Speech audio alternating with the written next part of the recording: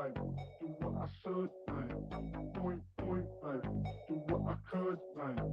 Point, babe. Do what I should, babe. Point, babe. Do what I could, babe. Point, babe. Yo, what is up, everybody? It is time for the In Off the Bench podcast. I am Daniel Ball, and I'm joined as always by my co-host, my partner in crime, my brother from another mother, Jim Cross. And Jim, we got another University of Tennessee star coming at us, man. It is nothing but special when we get to have 50 plus guests from the defending national championship school. So you know it's going to be a good episode. We got Tanner Franklin on. He's going to join us. He's going to tell us his story. He's going to talk about transferring. He's going to talk about University of Tennessee. We're going to have a lot of fun, play a game. We're going to do it all. Big night ahead of us. But first, we got to pay the bills around this place. We got to plug our sponsors. Chinook Seedery. Whether you're on the field or in the boardroom signing deals, Chinook will help you get the job done.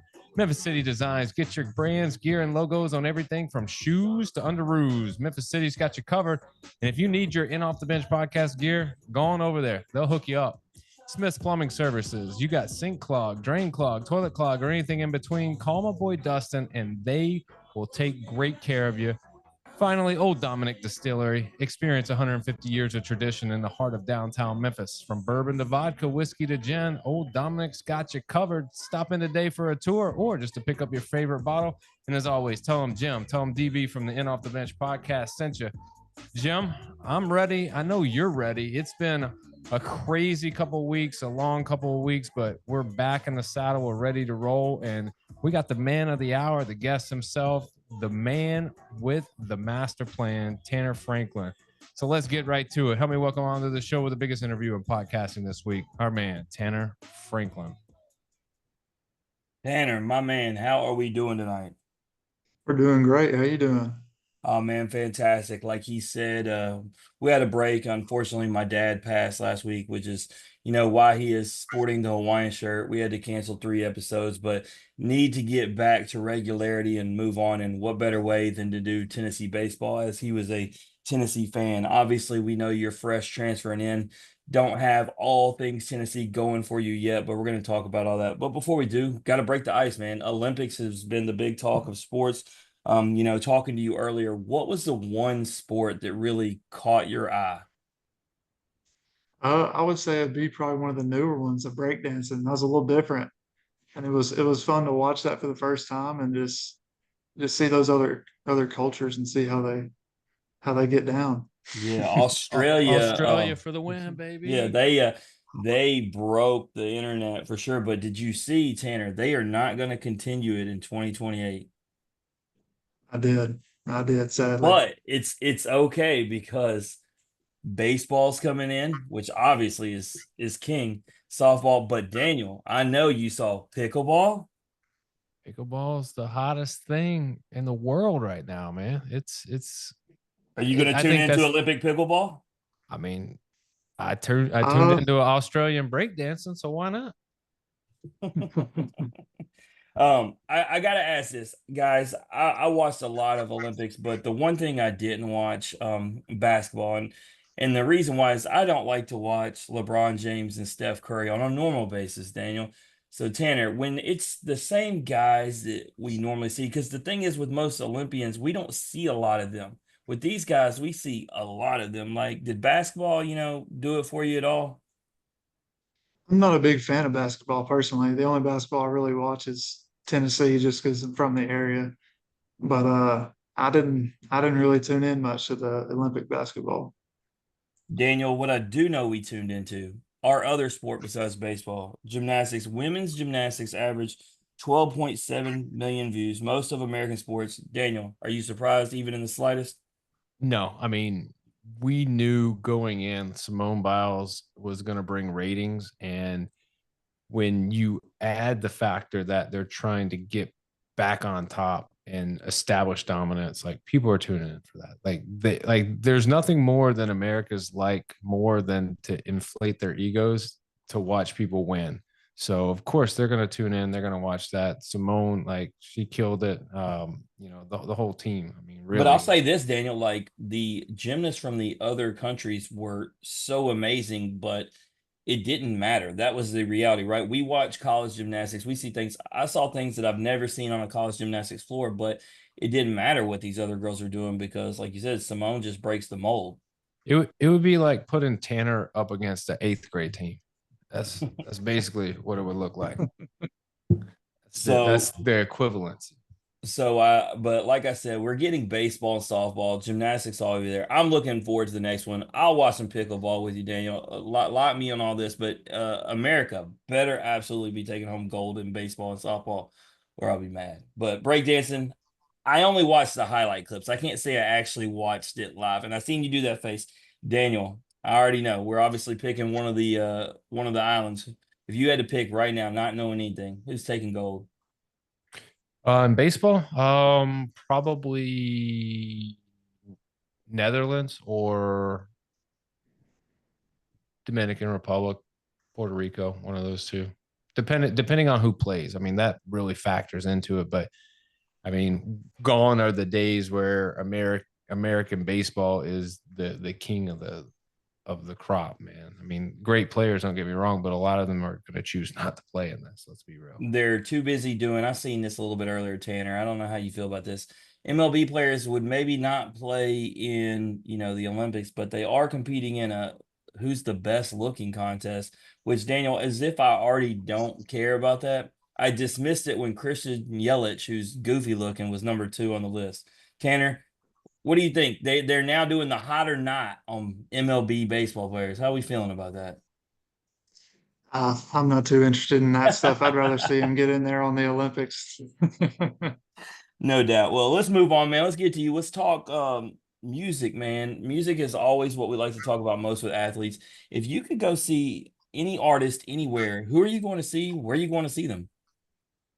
Hmm, it's a tough question. One of them, I'd probably say Morgan Wallen. Big fan of him. And then it'd be fun to see him in Neyland this fall. And then another one, uh, hmm, And while you're I don't thinking, really know. I will say this because I learned it when there's been concerts in Baton Rouge and in Oxford. Unlike games where athletes get hooked up on tickets, those are, an outside source. So it's not like, I mean, you could be the man on the baseball team. That don't mean nothing to them. So that's the unfortunate part because the kind of money Hmm. they're asking for college students is kind of unreal. Oh yeah, it is. Daniel, you Probably gonna the you other gonna one. pay and go with Tanner since Morgan Wallen's your favorite artist? I decline to answer this because this is a family friendly show. Daniel is not a Morgan Wallen fan. I tell you what, I would go to country though. Tanner, you go to Luke Combs, I'll go with you. All right, I like that plan. My other guy was going to be George Strait. Ooh, classic. I Oh, love it. Hmm.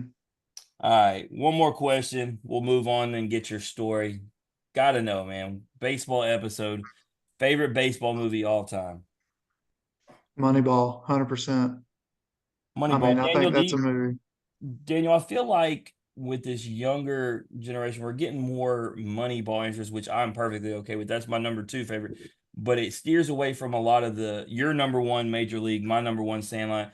Feels like we're getting out of those movies because they're getting pretty old, wouldn't you say, Daniel?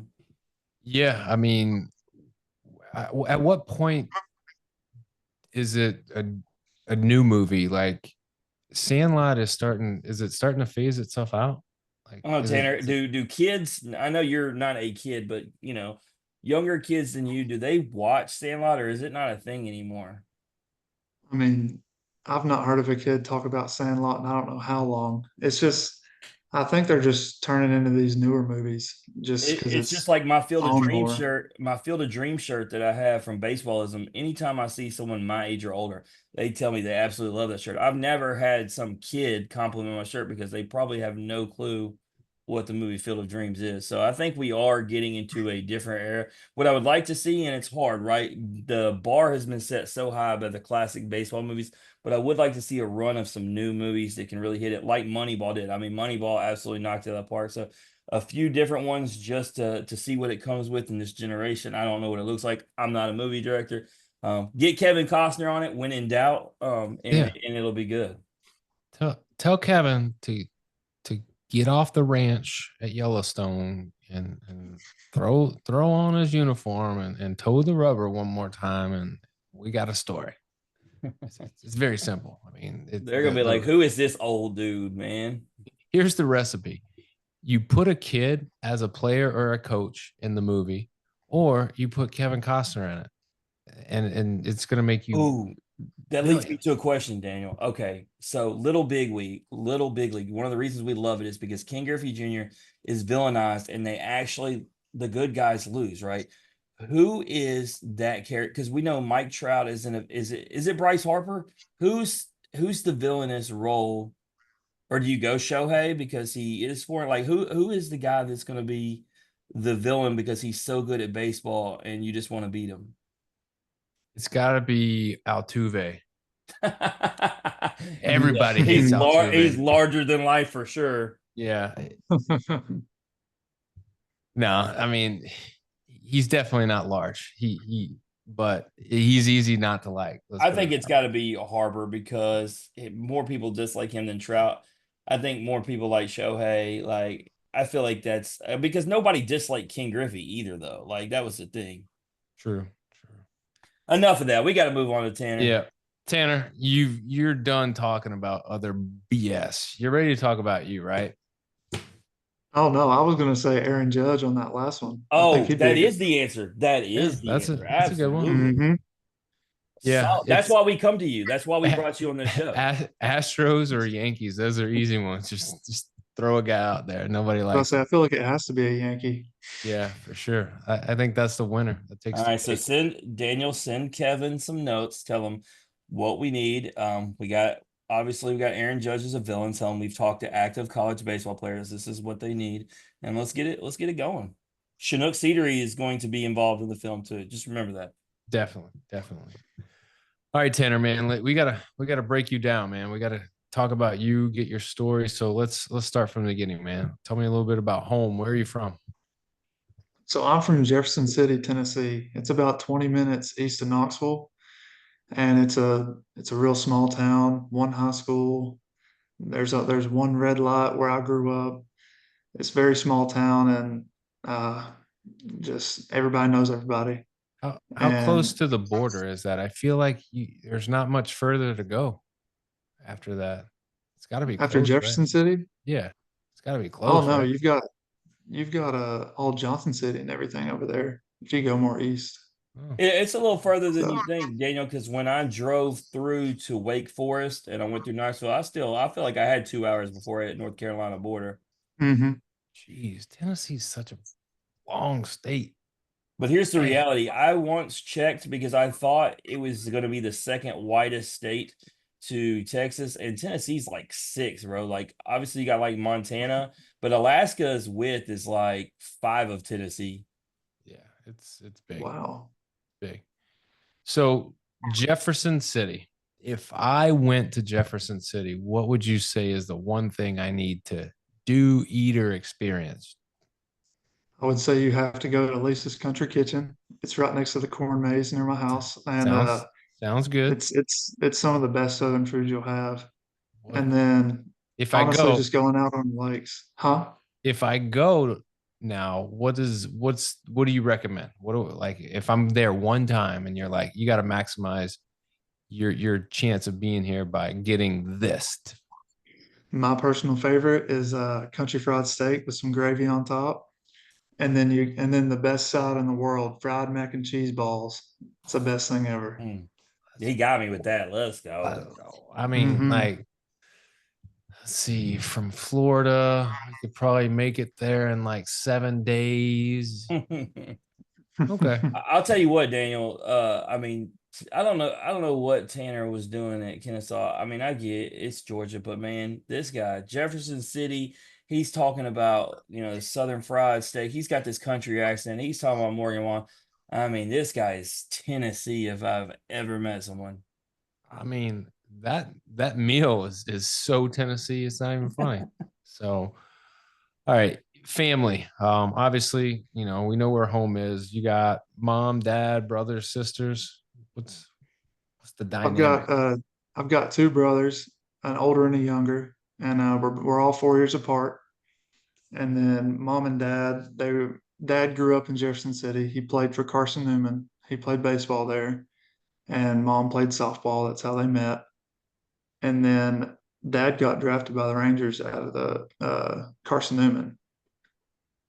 So, and he That's had like a 4 year stint in the minor leagues. So, I mean, see, Jim, there we go. Like people who just can't sprinkle a little bit of athleticism our way. They It just it they just ain't gotta. Tanner's fault. His mom and dad could both play on the diamond, man. I know. What about your brothers? Obviously, you're in the middle. Are you the lone forgotten soldier, or like do you stick out? Like how is it being the middle child?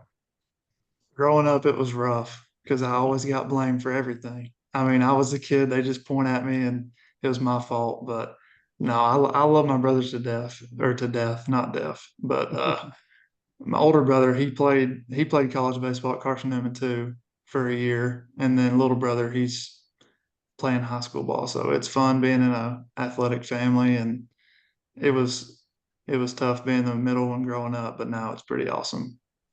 So are you for your older brother, are you seeking advice from him as you go through this process?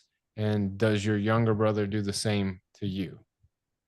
Oh yeah, I talk to my older brother about every week, just asking him like, "Hey, when you were in college, what were your thoughts on this? What was like, how'd you go about this? Like throughout your week with classes and practice, like how'd you schedule it?" And he'll give me good feedback. And then my little brother, he likes to ask me questions about what I'm doing, so he can kind of train on stuff. And I'll drive back home whenever I can and help him out and send him all kinds of stuff. So. I Daniel, I'll mean, tell you this: if I'm to bet, I'm going to bet on little brother being the best athlete because it's always been these guys who've been the beneficiary of being taught by their older siblings, and they get all the knowledge, they get all the training because y'all are going to push him. He's going to be the man. I see it. Oh, he's so much better than I was at my age. It's not even funny. He has no clue. well, he's soon gonna find out, I'm sure, because he's gonna be going through the process here, just like you did, and your older brother did, and your dad did. So, it's good, I guess, for him to have the expertise of you guys to kind of fall back on and kind of guide him. But with that, man, obviously you talk about dad, you talk about the stint in the minors, we always talk to guys and they always have an influence. And sometimes it's parents, but sometimes it's people outside of their circle. So I'll ask you, as you grow up, who is your biggest influence to pursue the path of baseball? I would say I've got three of them, and one of them being my dad, and then another one being my grandfather, because he wasn't the best athlete, but he's got probably the best work ethic I've ever saw in my life, and he instilled that in me, and that's helped me a lot in my career. And then the third one would probably be a little pitching coach in Knoxville that I got hooked up with my senior year. And if I didn't go to him, there's no way I would be playing college baseball. So just how he worked with me, it was an instant connection, and it was like the best thing that ever happened to me. So I'm intrigued now. Before we get into high school and that you mentioned this one person, this pitching guru is what I'm going to call him, because obviously he was able, from what you're saying, to take you who's not on a trajectory to be where you are now, and does what? What does he do to allow you to have the success that you have now? I mean, it was hard listening to dad growing up because you don't want to listen to him all the time. And you knew he was right, but you just felt like you had to hear it a different way. And going to his name's Brian Hochaver. He's in Knoxville at a Diamond Sports Complex. And just the way he talked about stuff and the way he explained it was just totally different than I've ever heard. It was old school as old school gets. And that's how my brain works. So, I mean, from the first time I had a lesson with him, I was like, I need to keep going with this guy for the rest of my high school career. And even through college, if I'm able to, I go see him whenever I can and just talk to him. I'll call him all the time. So, You just needed it explained to you how you process it. And mhm. so like the talent and the ability was all there. It was just how you were interpreting it from other people. And to be honest, like that is coaching in a nutshell. That is how you get the best out of your players because you can relate to them and you can teach and develop and coach them prescriptively. So what works for Tanner as a good coach, you know what works for him. What works for me may not be the same thing, but good coaches know each one's prescription to be able to tailor their instruction and their development for them. So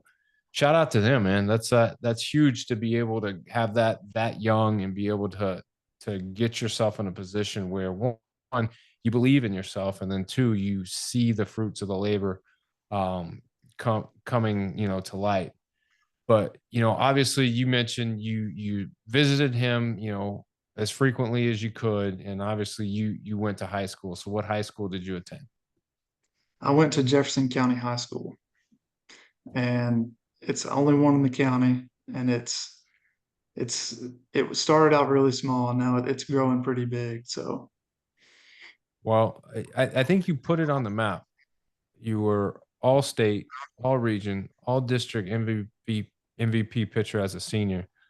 But I guess my question was there success before senior year? Did you play travel ball? Like when did or was it just that one year that kind of got you on the map and colleges started pursuing you? How did it roll out for you? so my freshman through my junior year, I think I was one of the worst baseball players in the state of East Tennessee. Oh, so they I did him a mean, solid. They did him a solid because I was trying to figure out why they only gave us info on his senior year. Now I know they were taking care of him. Yeah. yeah, I mean, my sophomore year, I grew about 7 inches, and my arms were below my knees, my legs were long. I was so skinny, and I was like a newborn giraffe. Like I had no idea what I was doing. There's no way I could walk and chew bubble gum at the same time. Like it was bad. I was so uncoordinated. And then junior year, probably the worst baseball season I've ever had in my life. It was really bad. And then after that, I told my parents, I said, I'm gonna try to figure it out this summer. And if I don't, I'm just gonna get a job. I was like, if I don't figure it out this summer, I'm just gonna get a job and work. And thankfully, God blessed me with figuring it out that summer. And now I'm here. So I mean, you know, that's people don't understand. They're like, oh, how great it would be to grow 7 inches to a foot in a year, but they don't realize like you're everything has to catch up to that growth because that's not normal growth, I would say. So like trying to even like little things like run, like you might have prior to growing that much in a year, you probably were like, oh, I can run, I can move, I can do things. But then you grow and then things change. Feet are bigger, stride patterns wider. It's just all funny. So I picture a baby horse, trying to figure it out, and like that's you. And but eventually that baby horse figures it out and you got some tools there. And so having that, I mean, it just kind of, talks to you as a player, you know, being able to figure it out, having that mentality. All right, I'm going to figure this out. And if I don't, then hey, yeah, I gave it a good run. But it almost like seems like you put an ultimatum to yourself, like it's either this or like I gotta hang this up, and not a lot of people can do that. So tip my hat to you. Um, with that, obviously success comes, but when do colleges start talking to you? Is it immediately in your senior year? Was it prior to that when they start seeing the growth and they're like, all right, well, he may not be having a great experience right this second, but he's lanky, he's got the tools, or was it specifically in a moment or a game or an outing where people were like, "Oh shoot, like this guy's figured it out"? Started like my first travel ball tournament because right after my junior year, I was like, I need to put on weight because I was tall and skinny. I was tall and lanky, just like you said. And I knew that I'm not going to be able to get better staying at this size because you look at the college baseball players and they're freaks of nature. So I was like, if I want to get to that level, I've got to start eating more. I've got to start working out more. I've got to start doing all these things to get better. And I just started crushing it that summer. Just everything I had, I poured into it. And it started in the first couple of weekends of travel ball. About every weekend, I started throwing a little bit harder, and a little bit harder, and a little bit harder. Just the harder I worked. And I think it was a tournament, maybe early July, I think. I went out in a game and I hit 93 for the first time. And I was like, holy cow, I've never done this in my life. I was never really on radars ever. And someone posted it online and I was like, I didn't even know I could do that. And then right after that, it was like I got bombarded. It was all kinds of schools reaching out. It was all in the same day. It was kind of crazy. I was sitting in my high school locker room and I'd get a phone call and I was like, hello, who is this? And then they would tell me their name and I was like looking at my buddies. I was like, there's no way it's this coach. So, obviously Kennesaw State is the choice. Um, was it an easy choice for you? Were there other schools in the running? And then inevitably, obviously, you chose them. So why was it Kennesaw? So there was some other schools in the mix and it was kind of funny because Tennessee was in the mix. And I was really, when they called, I was like, all right, I'm 100% going there. There's no way any other school can top it. And then the more I prayed about it and talked to my parents, I was like, because I really wanted to play my freshman year. I really wanted to. And the more I thought about it, I was like, you know, I think I would have a better opportunity at playing at Kennesaw State. And I think that that's where God's trying to lead me. And he was telling me, go to Kennesaw State. And I think he was tempting me with the big fish of Tennessee and the bigger schools. And I was just like, I've got to go with my gut here and go with what God says and go to Kennesaw State. And that's what kind of led to the decision.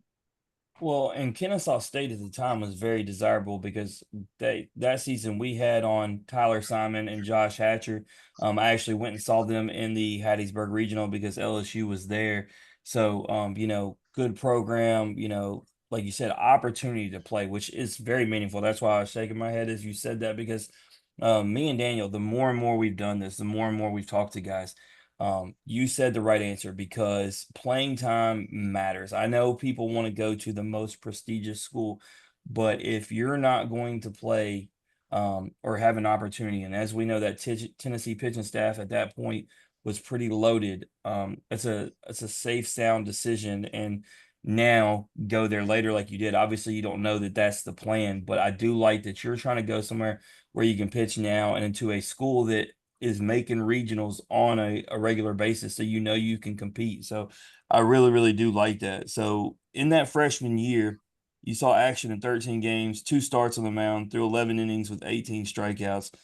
Freshman year, no matter what school you go to, especially for pitchers, it's all about what you learn. So, right out the gate, what would you say is the biggest thing you learned from playing college baseball? That it's hard and it's tough and it's a lot on your body and a lot on your brain. Going into it, I thought I was going to crush it.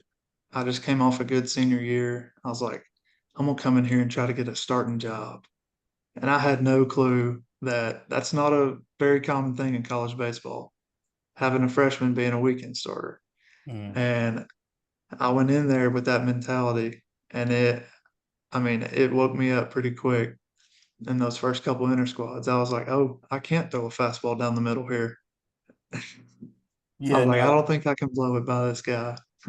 I mean, it's so much different. It's like, we read those accolades for you in high school, but that's a lot of the guys that are on every team, right? Like you're no longer the guy. You're amongst a bunch of those dudes. And like you said, you can't do a lot of the things that you could get away with. And so in college, you're learning everything from the routine to the workouts and then, like you say, going into fall ball, you just learn from going against your teammates, learning different things. And so for a freshman, yeah, it could be tough. And that was part of that whole Tennessee thing, right? Because you saw an anomaly as you're trying to decide schools where two freshmen did that. But the problem is those freshmen are going to be part of the problem with you not getting playing time, right? When you got Beam and Burns. So but no, you were still able to develop some confidence, which I think is significant. Did you feel like you also gained that? Did you get it? I mean, 18 innings, or excuse me, 11 innings, 18 strikeouts in 13 games. It feels like you got enough playing time to where you got your footing. Is that safe to say?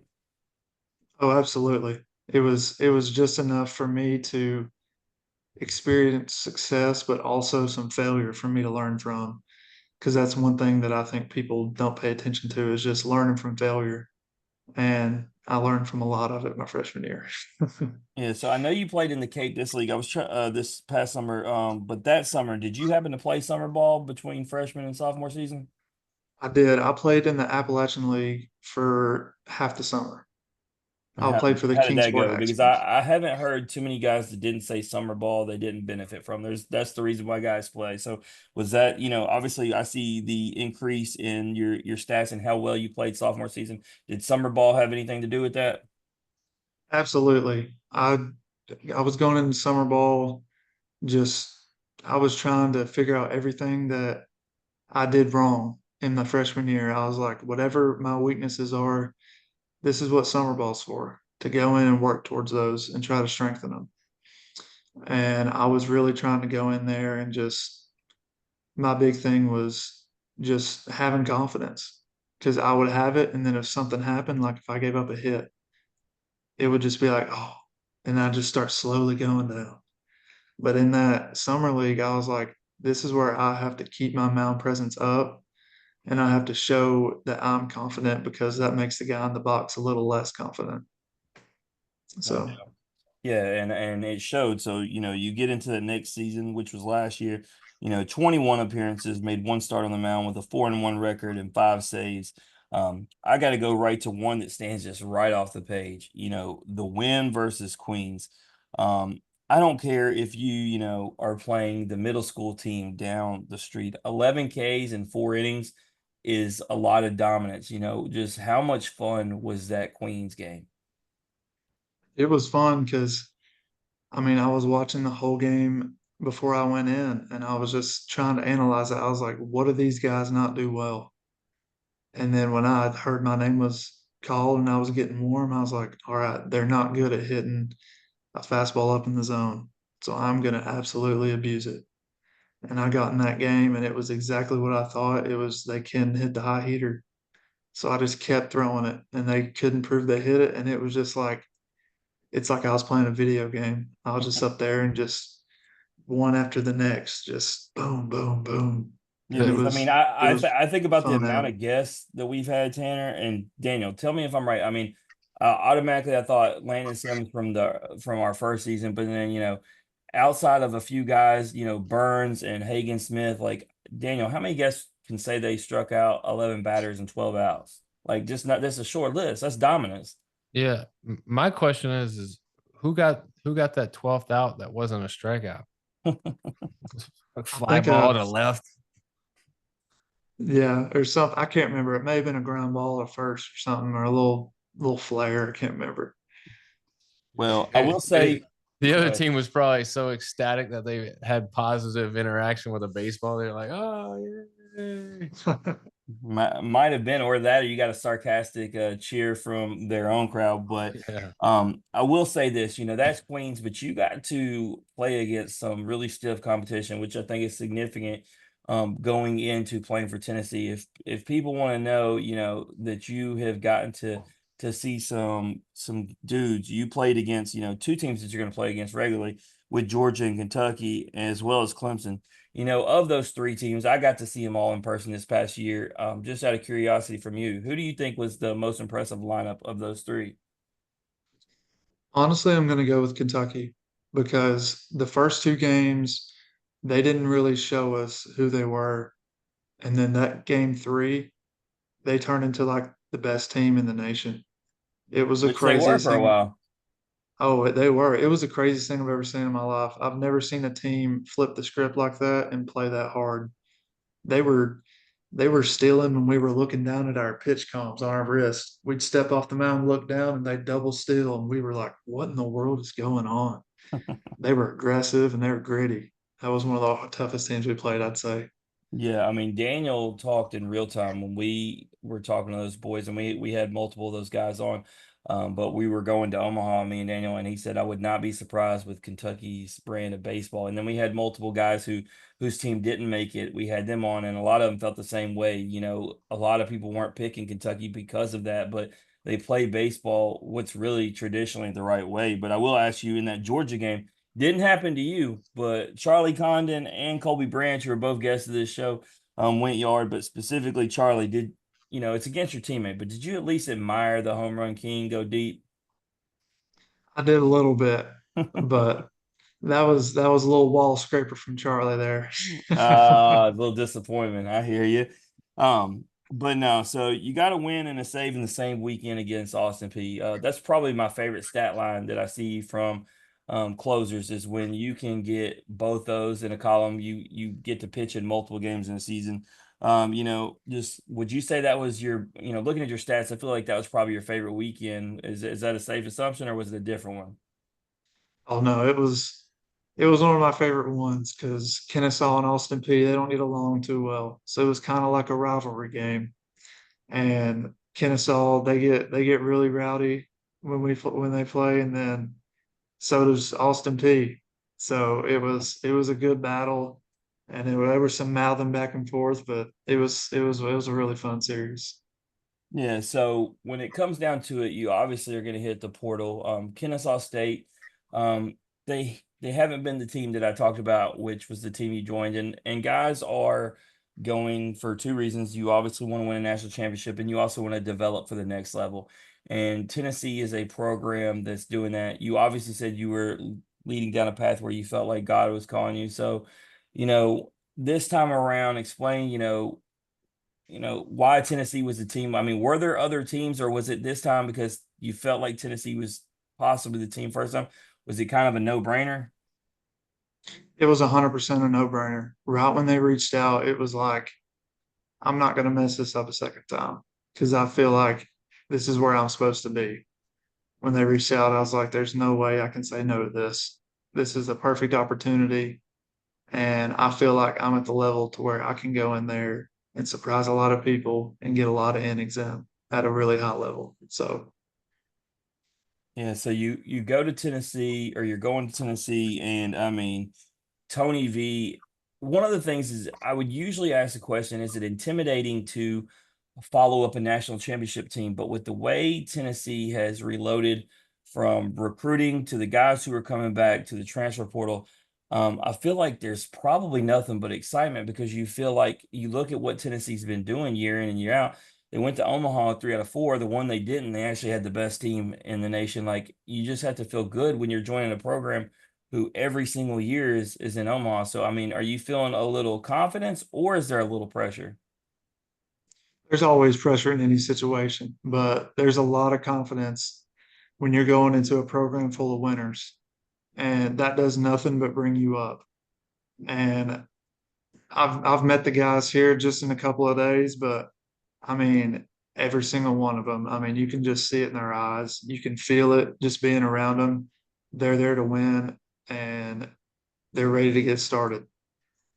Absolutely. So, I mean, speaking of guys that you're going to be around, Sneed, Loy, Binky, just to name a few guys that I saw last year a lot, that will be there, in the bullpen.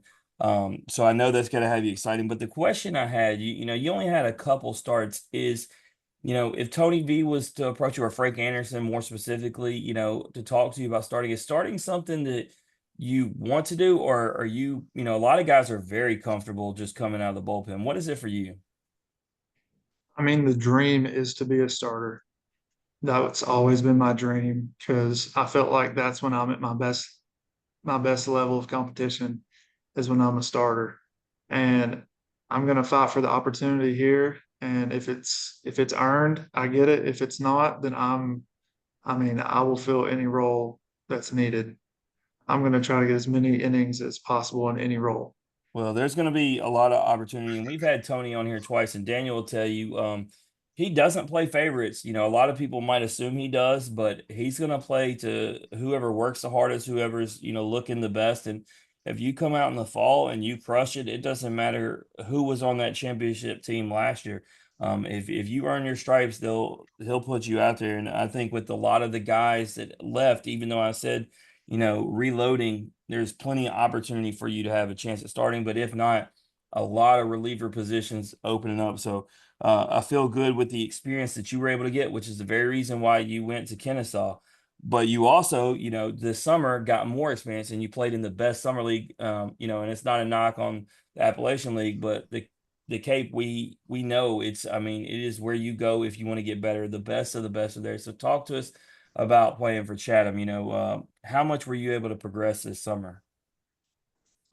I feel like I was in a situation where I could be myself, and it was like everybody else was there for the same reason. They're there to have fun and play the best competition in the world for college baseball and summer ball.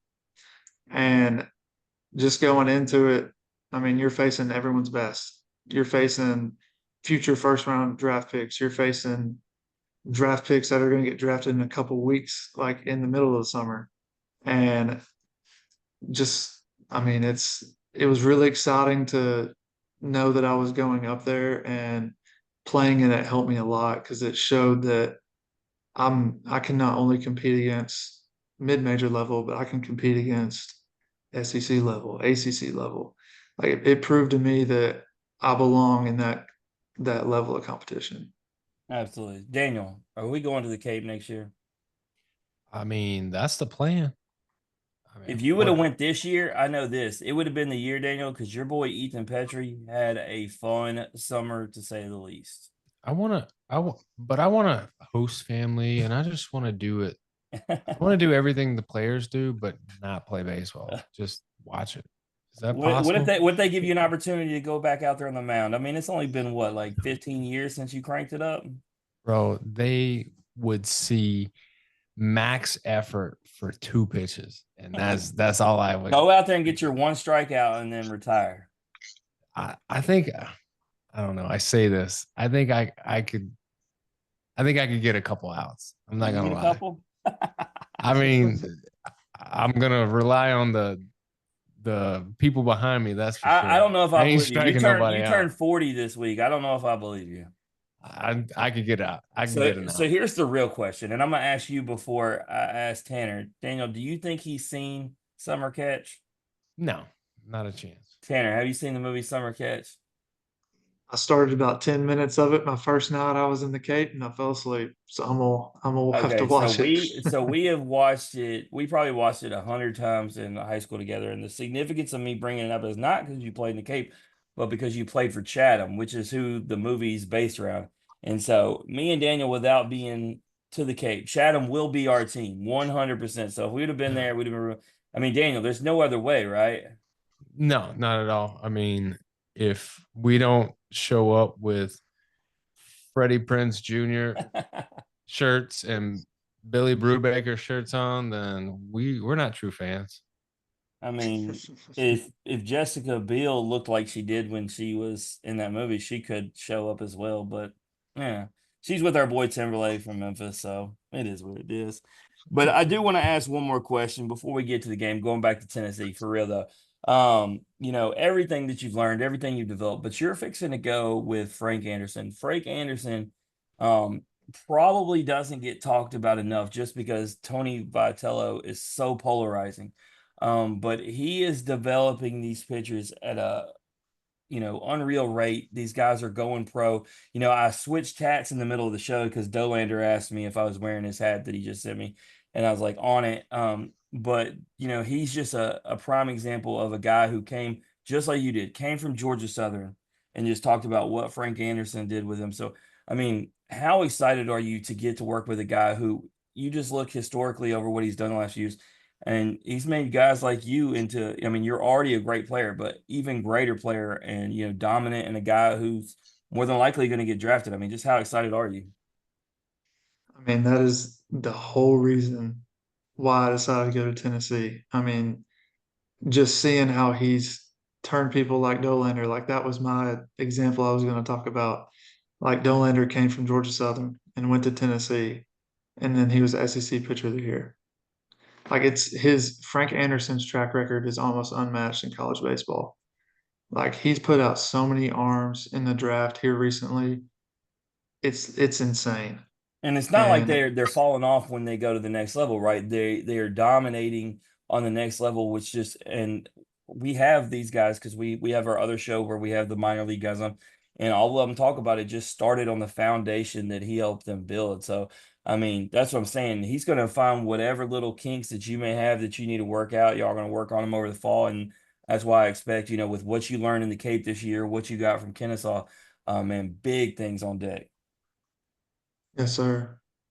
For sure. I mean, you got a plethora of experience coming in. You're gonna be in that elite area where everyone is really good, so everyone's having to ratchet their game up and step up just a little bit. You're coming off of them winning a national championship, so there's going to be that target on your back. So there's a lot of external factors that are going into what could be another unbelievable season. So obviously we are looking forward to it. We're wishing and hoping and praying for big things from you. But man, if we could give any advice, just have fun. Have fun. It's a game. Obviously, if you can't have fun at Tennessee, from what we've learned, you're just not a fun guy, because they have a lot of fun there. So obviously that comes with a price. You got to get after and do the right things, and then the fun comes. But yeah, those guys are probably the one ball club that we look at and they're always having fun. So that's, get ready. It's gonna be something spectacular, I'm sure. But with that, Tanner, man, let's hop into a game, man, so we can get you out of here. All right.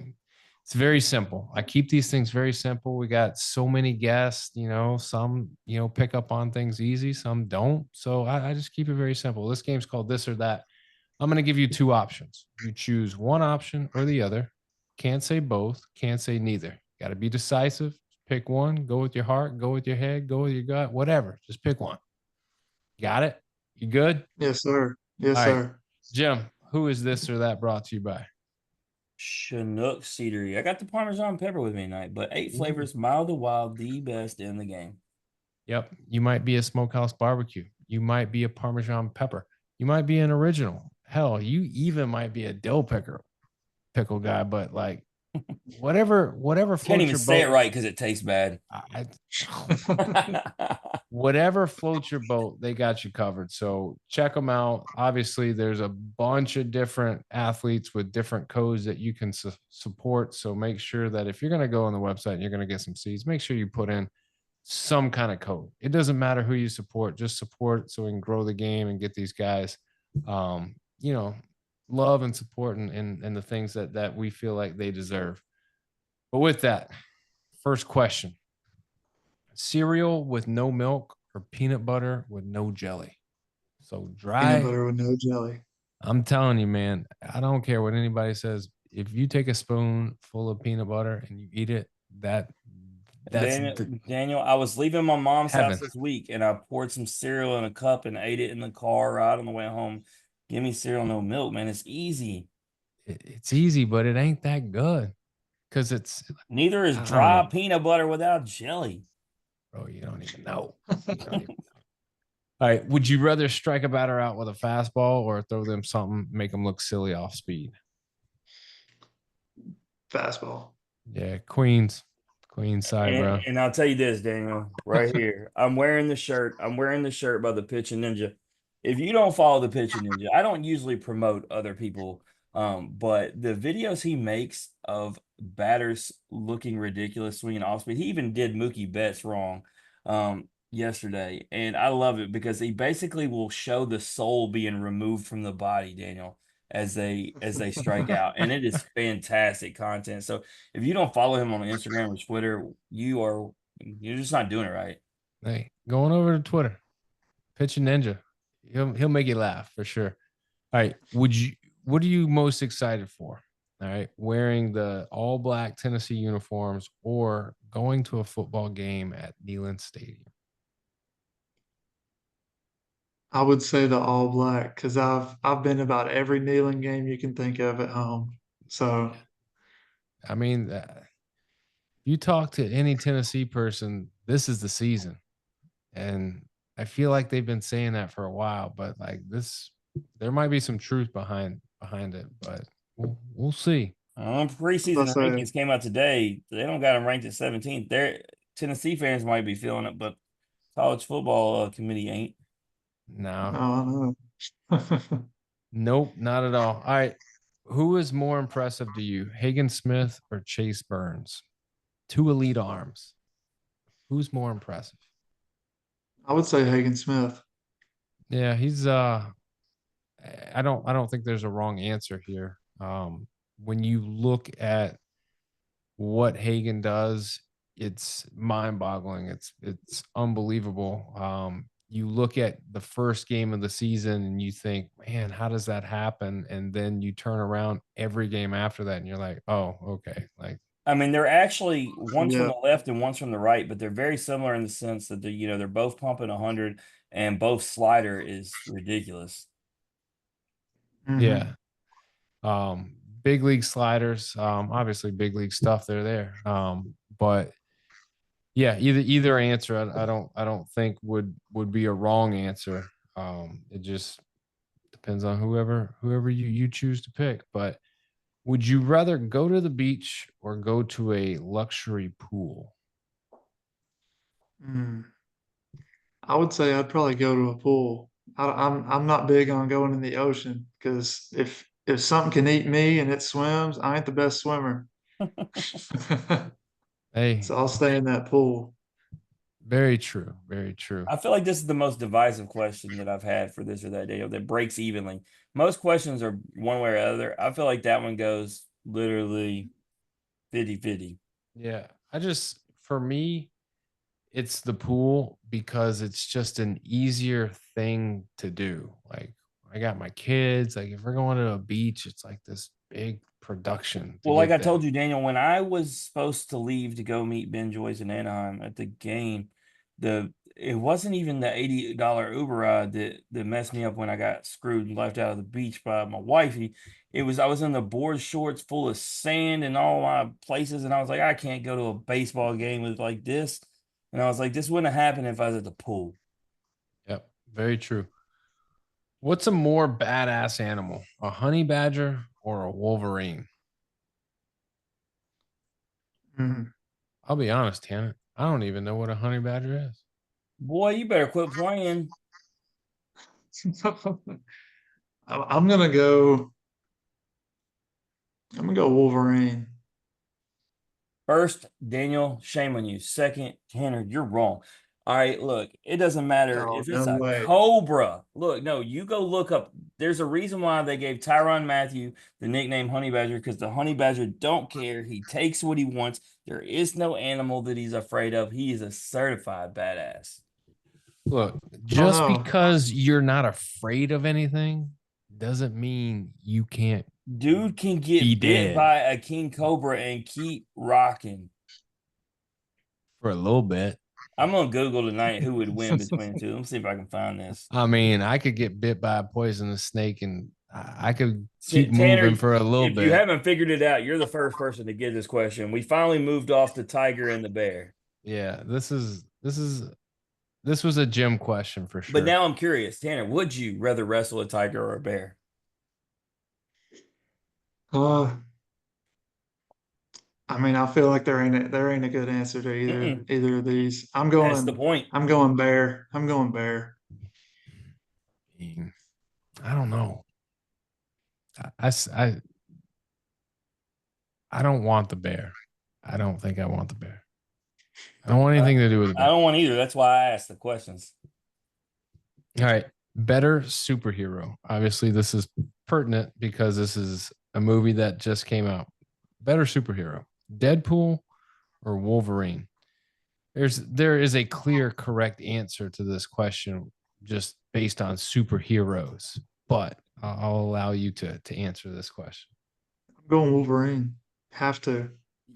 Absolutely. Yeah, if you're looking for comedic, you know, support, comedic effort, like Deadpool is your guy. But Daniel, I Mhm. asked that question just to see because he is a little on the younger side. This is going to be just like what we were talking about earlier. These younger kids are all about some Deadpool. They didn't grow up with Wolverine like we did.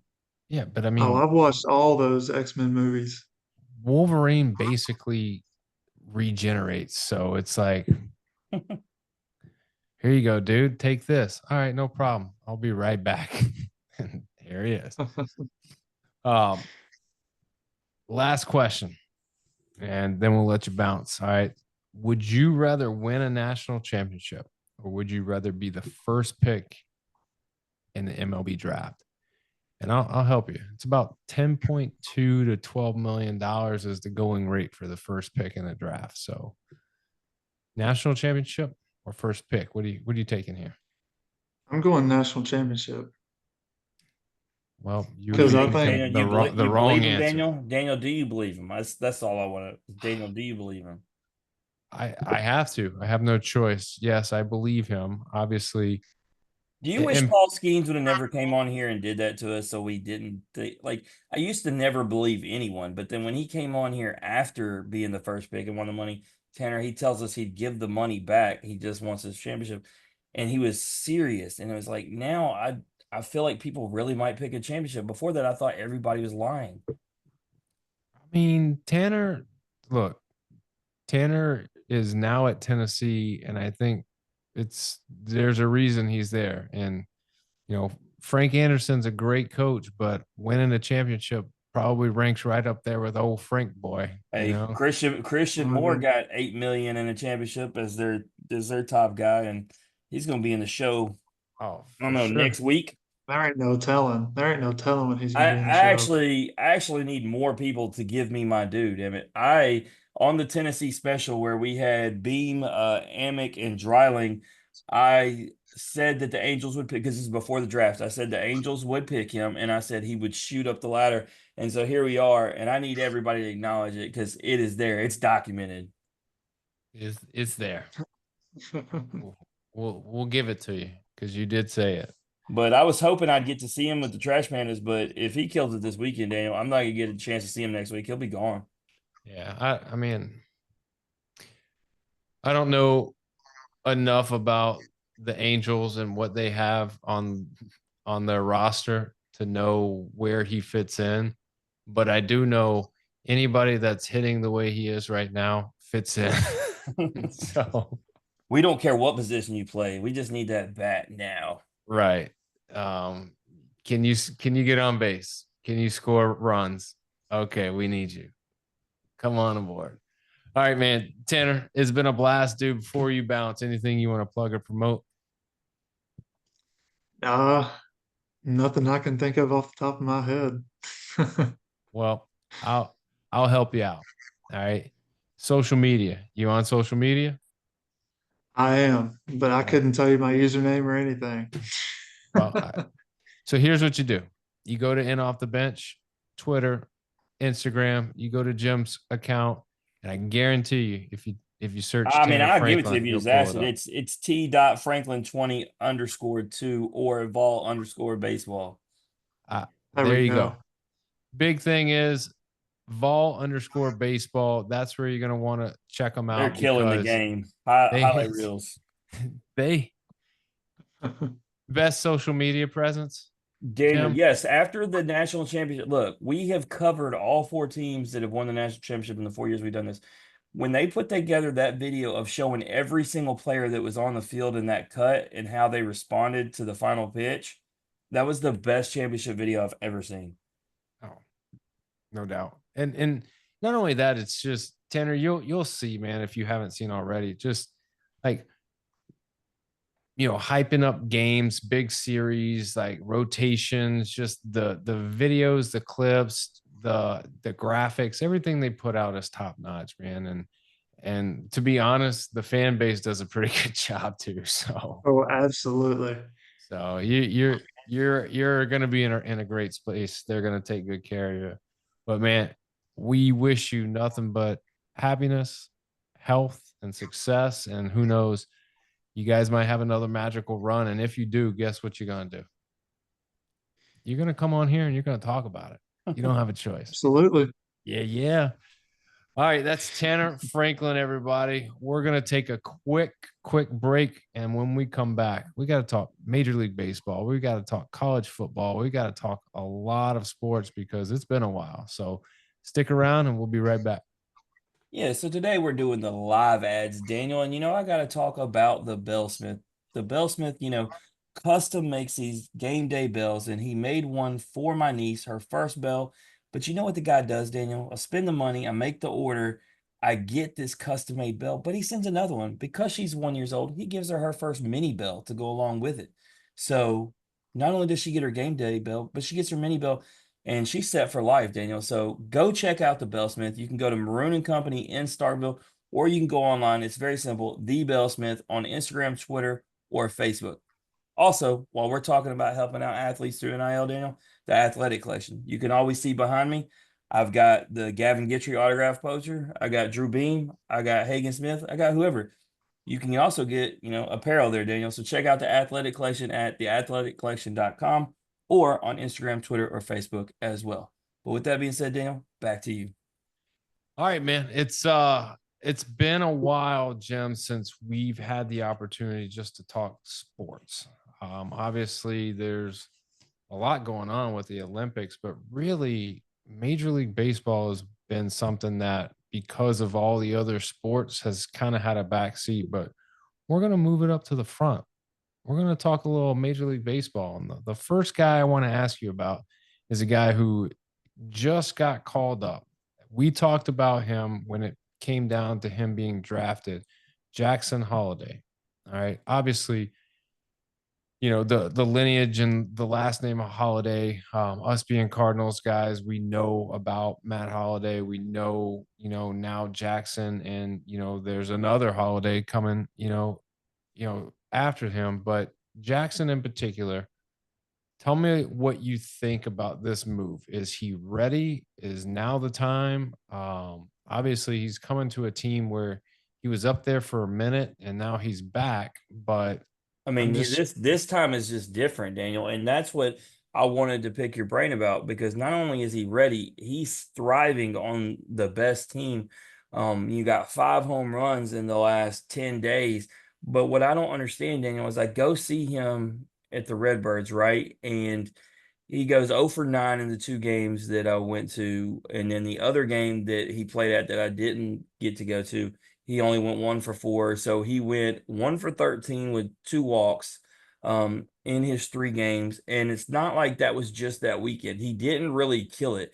And I thought it was interesting. So he struggled in Baltimore. He comes down, he struggles, but then they send him back up. And so, Daniel, how is it this guy struggles in both, gets sent back up, and all of a sudden, is this baseball's, definition of, is how this game works at its finest, right? Like when we talk about slumps, or we just talk about, catching a groove, because the kid goes back up and he's batting over 400. So the quick and easy answer is that's baseball. The more complex version of that answer is you look at him and you watch him progress and develop, and you see the skills and the talents over time. You see these things develop. You see how he handles adversity and how he bounces back. And when you see these things throughout the course of a season or half a season, you go, okay, we can move him down and he can struggle. And we know because he's so good at making certain adjustments that if we move him up, he'll be fine.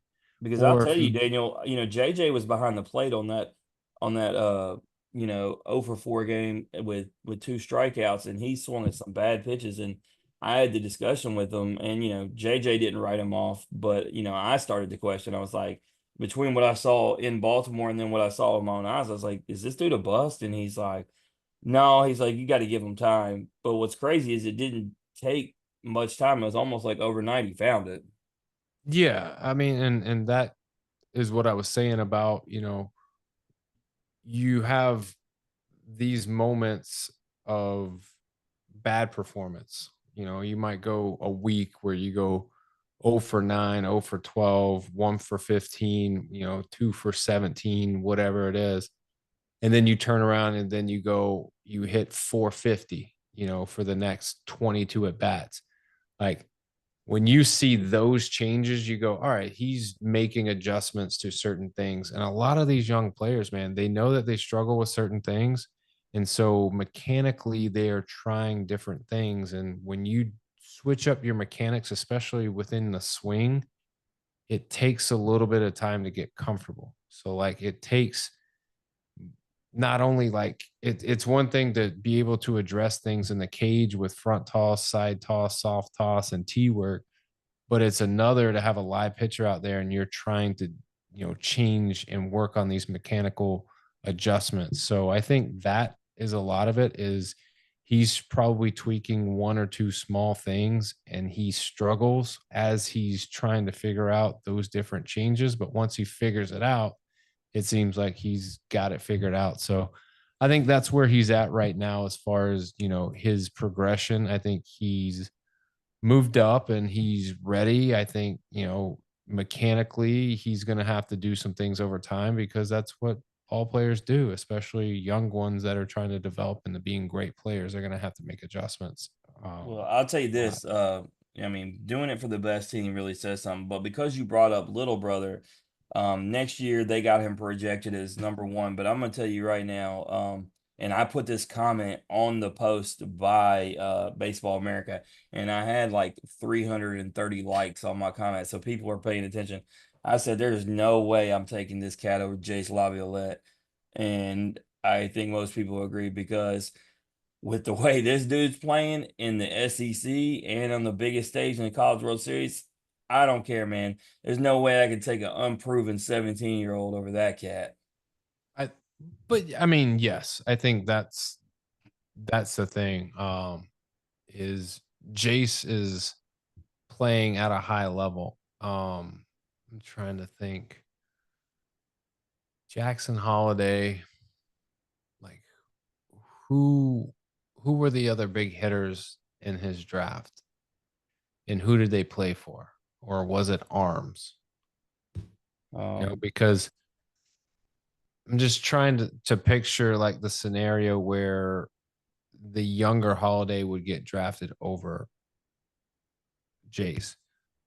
And the only thing that I can think of is the what Jackson Holiday's been able to accomplish. You put your eggs into that basket saying, well, he'll be able to do the same thing. all right, so that was when we had the two guys who were sons of major leaguers because Drew Jones was behind them. Remember, Yeah. Kumar Rocker went a 3, Tamar Johnson, who was also a high schooler, 4, um, and then Elijah Green. All right, so that was great. So that is 2 years ago. 4 of your top 5 were high school. You look at these last 2 years, specifically this year, it has been dominated by college guys. Yeah. And I think that might be why we would see Jace over the Holiday kid is because I think his name was Ethan? Is that his? Mhm. Yeah. I think that would be why, because now you're getting guys like, Simo who are getting drafted and because they played high level SEC baseball, like they're crushing it, so like that to me, I think that's a feather in the hat of being a college player, especially in the SEC, that you're able to solidify, not that you can do it, but that you're good enough to make adjustments and to play at that level. Um, but yeah, I mean, Jackson Holiday is definitely a talent. He's definitely a guy that you're going to look out for. I don't know how good he can be, but right I mean, now Ethan Petrie's going to be a top 5 as well when we talk about our boy. yeah, I mean, it's going to be crazy. It really will be. But let's talk standings, man. Houston and Seattle tied right now. Who wins? Who wins that division? So every year we pick against Houston, and I feel like it's kind of like that whole Angels thing, even though that hasn't happened yet. If I keep picking against Houston, I'll eventually win, right? That's what Casper used to teach me statistically. If you just keep on trying, you'll eventually break through. So I'm going to pick Seattle just because I still don't like Houston.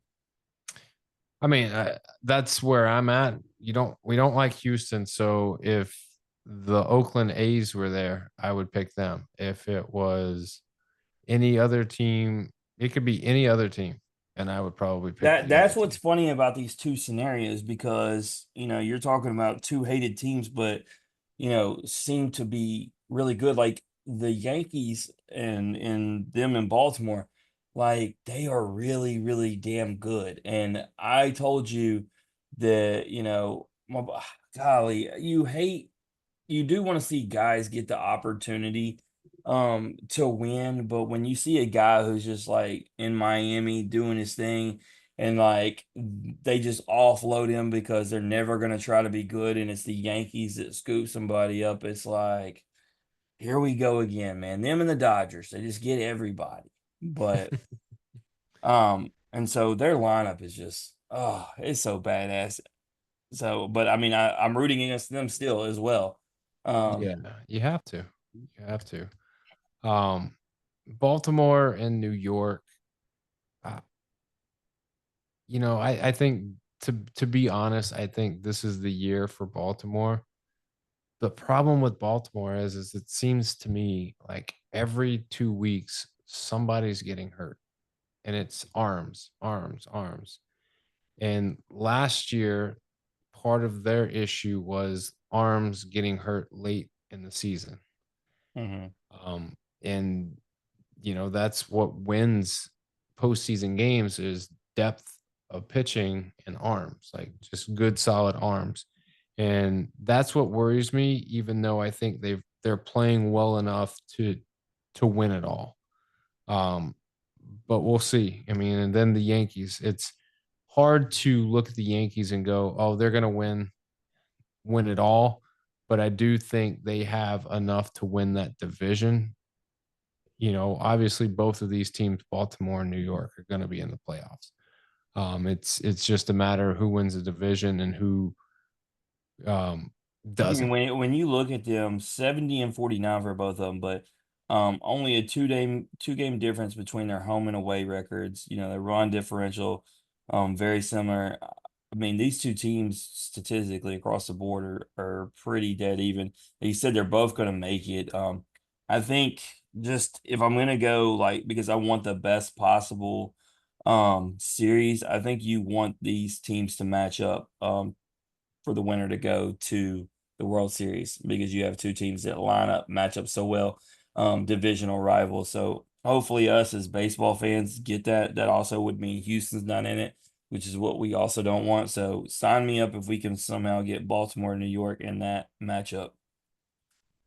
Yep, that would be ideal. I did. Because you got those two guys, really the powerhouses of the American League, battling it out. They're right there, similar records and basically similar teams. I mean, to be honest, but it would be nice to see those two battle it out, like you said, for a chance to play for all the marbles. Daniel, I will ask you this. I didn't put it on the list because we only had so much time tonight. But the NL West, Dodgers at 70 and 49, Diamondbacks at 66 and 53, the Padres also at 66 and 53, and you got the Giants at 61 and 59. So four teams over 500, three of them 13 games or better. You know, it's easy to say, like, right? Like, I mean, it's kind of crazy. Most people sleep on the West, and we talk about this all the time, right? People aren't getting to see them as much on the Central and East Coast.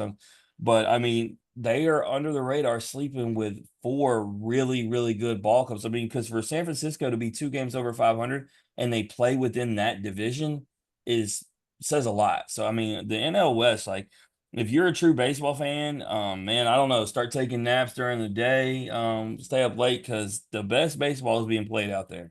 And don't forget now the what was it? The past 2 years, the World Series champion and the World Series runner up came from that division. Mm-hmm. So I mean, that's like you said, not something to take lightly. I just love I that all mean, those other teams are keeping up with the Dodgers, even with their payroll, right? Like you love it. No different. We love to root against Houston, New York, and so you love to see a team like the Diamondbacks, doing what they did last year and hoping to do it again. yeah, definitely. I mean, Pirates, dude, Pittsburgh back to reality. I mean, last time we talked, they were hotter than the sun. I think they won like I 82 mean, games they in a they row. It found seemed like themselves in the mix in the Central, and now they're buried at the bottom. Lost 7 in a row. Skeens is not even he hasn't been getting lit up or anything, but they showed it. The amount of balls that he's throwing 100 plus mile an hour has dropped significantly.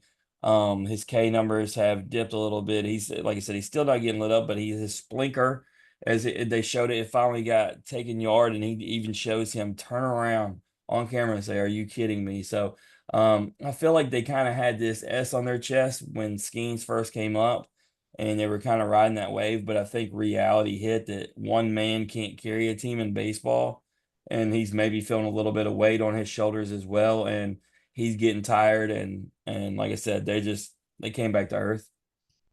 well, I think now is the time where you go, okay, Paul, like the reality is best case scenario.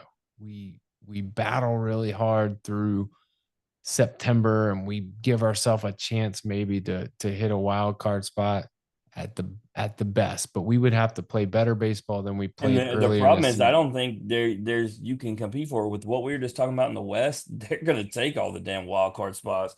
Yeah, I mean, I don't I wouldn't predict them to be a playoff team, even if You they shut him were. down early when you realize you're out. That's kind of what I was getting to. You go, all right, we don't necessarily have to prevent you from getting starts. You can start working on things, and if that means it's a detriment to your stats, then so be it. That's But why I'm glad I personally know him, because I'm going there the second week of September. And hey, bro, if they're not going to pitch you, I'm going to need that message. yeah, for real, I'm I gonna won't need to tell nobody, but I'm get not going. my money back. It'd be my luck. I go and he wouldn't pitch and Lipscomb wouldn't play. And I'd be like, what am I here for? Of course, it is the number one park on the bucket list, but still, I'd like to see guys I know playing It'll there. be fine. It'll work out. I think it'll work out for you. So just hang in there. This last note I put on there, when you read it, there's the reason. I was listening to a radio segment I need to talk to you about. The White Sox, the worst team ever. They lost. What they lose in a row? I know last I had heard it was 27. Well, They are 28 and 91. 42 games back in the division. I mean, if it wasn't for a game with Oakland, they wouldn't have won a single game in August so far. And they won Yeah, the game against Oakland's what broke the streak. they won 3 games in July at the I, very beginning of July. I think the answer is yes. But here's where my problem was on the radio show.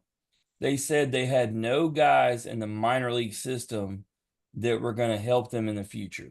And I'm going to naturally go to two in off the bench guys.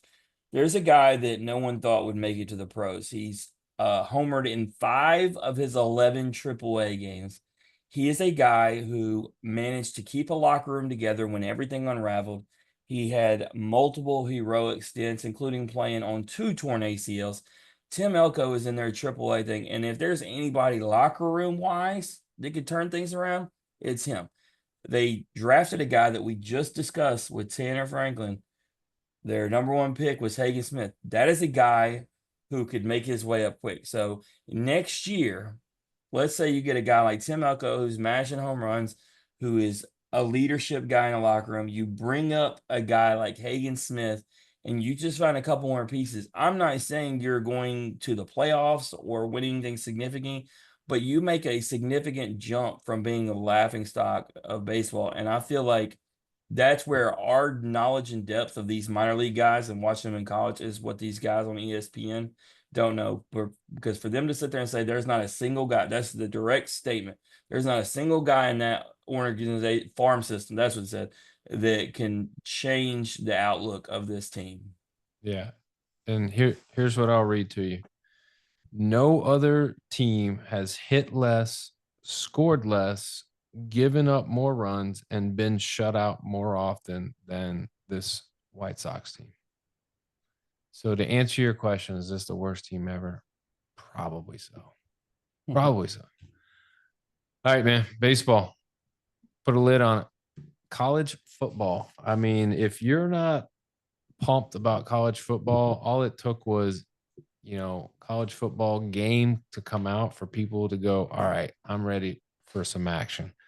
Obviously, preseason top 25 is out. Some notable things that we want to hit on. First one, Ole Miss, number 6. Are they going to live up to the hype? And so, for me, and I'll let you expound upon this, Jim, but for me, has Ole Miss ever lived up to the hype? And they might early in the season put themselves in a position where 6 goes to 4 and 4 might go to 3. But then guess what? Guess who they play every time when that happens? Alabama. And guess what happens? Alabama because the 2 does years what that Alabama does. The 2 years that they beat Alabama, they shit the bed on other teams, including the 1 year Memphis.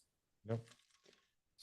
So here's what I'll say. Okay, their schedule is very favorable. Started out with Furman, Middle Tennessee State, Wake Forest, Georgia Southern, Kentucky, South Carolina. So 6-0 rolling into Baton Rouge. I'll say this has nothing to do with being an LSU fan. They have lost 7 straight in Baton Rouge. That's just a stat that, if I'm betting on that game, non-LSU fan, I'm betting on LSU just because when you won 7 straight, you won 7 straight. But after that, you have Oklahoma, which we know Oklahoma, and then Arkansas. So I feel good. Let's say you get Ole Miss. I mean, you get LSU. So you're gonna get to 9-0.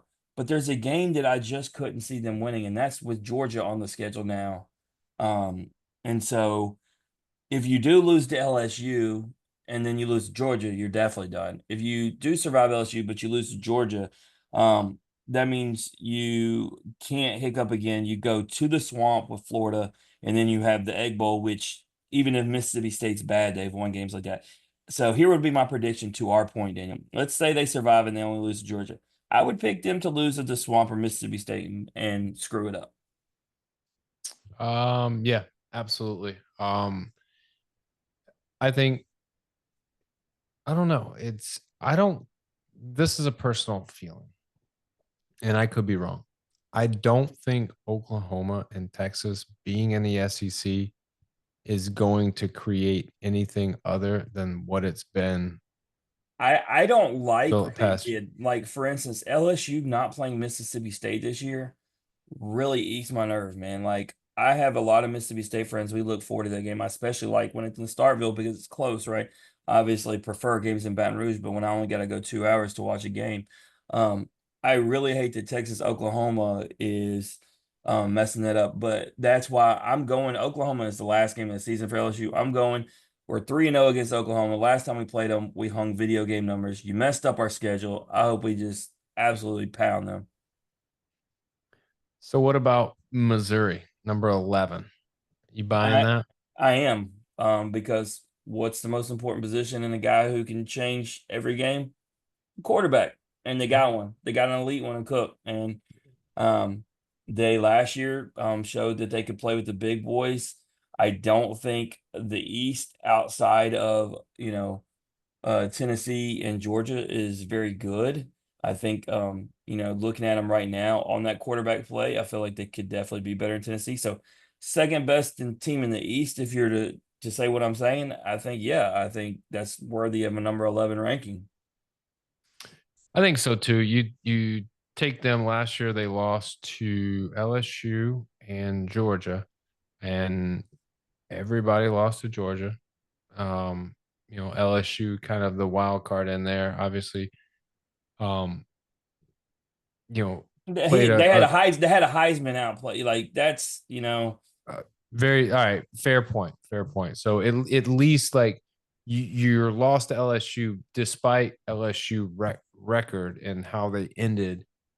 You went up against a Heisman Trophy winning quarterback leading an offense. So it And if wasn't I like it remember was a that game, it was nothing to do with Missouri's offense. I felt like it was a game between both terrible defenses, and it was who was going to score last, if I remember. So I feel like it was nothing on that offense. And hopefully for their case, they've tuned up their defense. From everything I've seen at LSU, we have not. So, I think that's the scary part for us. We're obviously ranked 13th. Isn't that weird for LSU for you to say as an LSU fan? Yeah, and it's a Like, couple years in a row now. It's kind of flip-flop. We traded.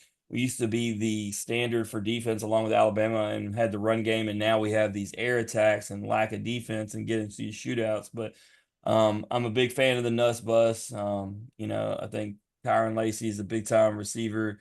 We got a stable of running backs, but I don't think LSU by no means is going to win the championship. What I would like is with this new playoff, since they really, really wanted to do it, I just like to get in there and see if my team could, muck it up.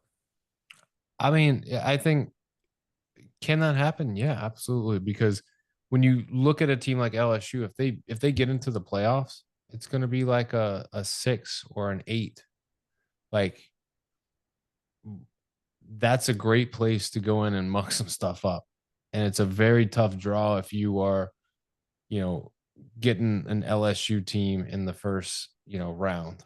What's funny is with those, 12 teams, people don't like the SEC now. If you went just based off rankings right now, I mean, you'd be pressing and maybe have 6 SEC. It'd be funny if you'd line up and just have SEC against non-SEC all in that first round.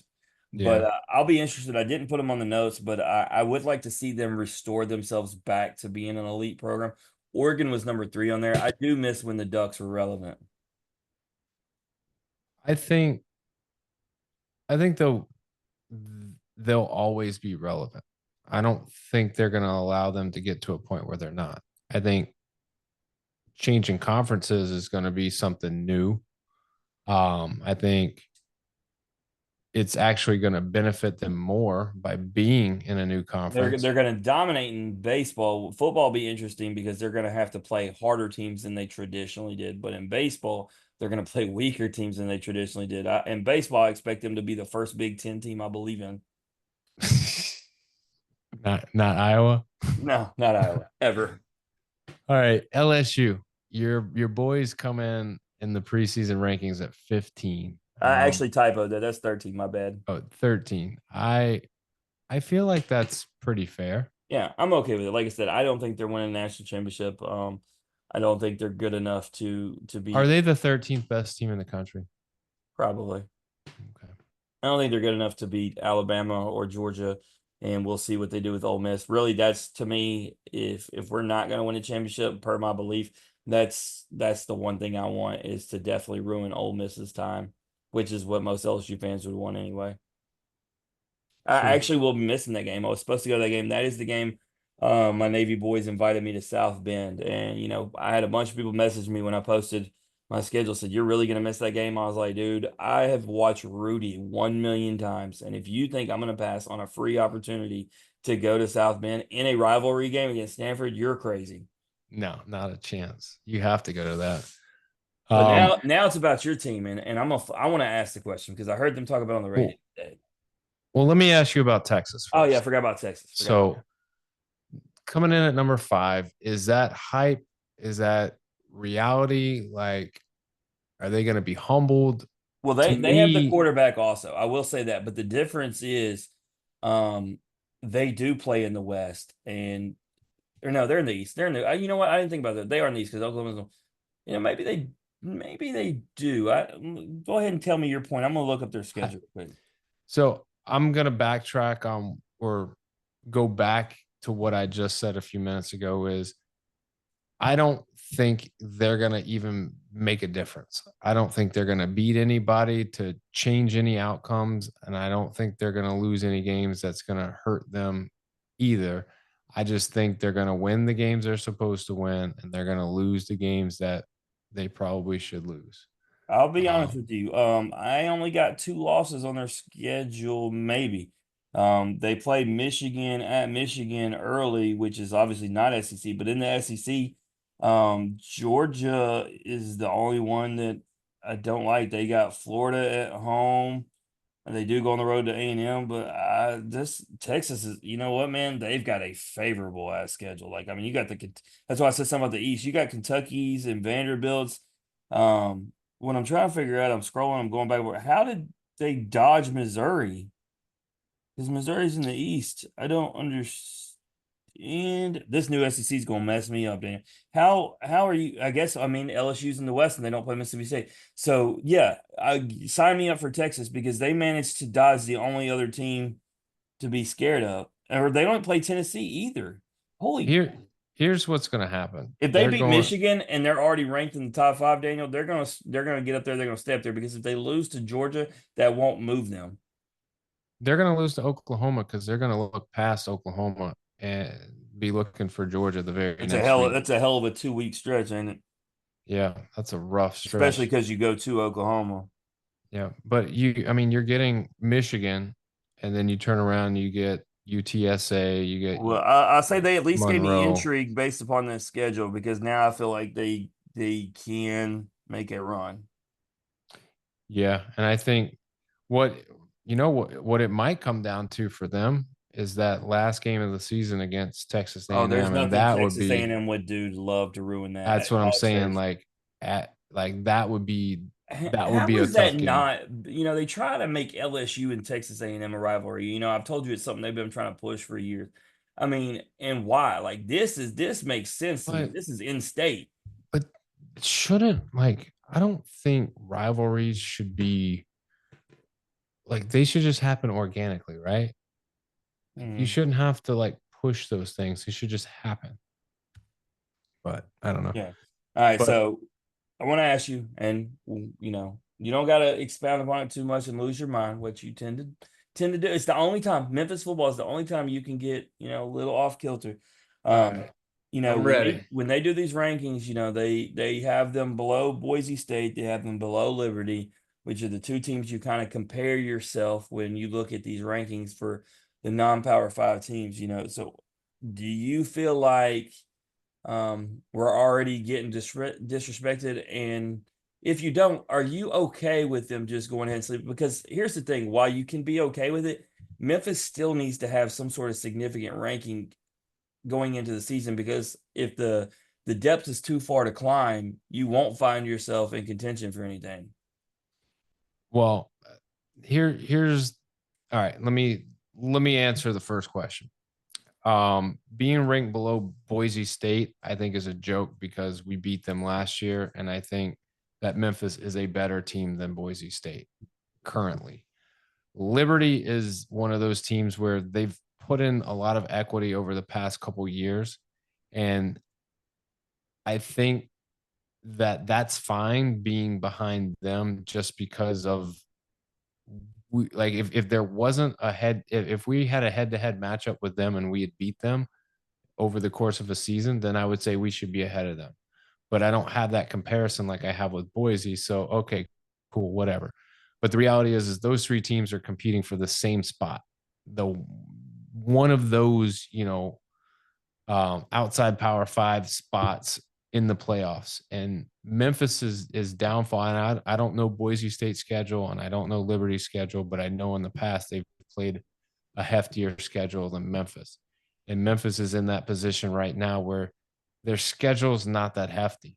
They have a Florida State on there, but just the conference as a whole is not very good. And so with that, like you have to take advantage. And I think there's more pressure on a week to week basis on Memphis than there is on the other two.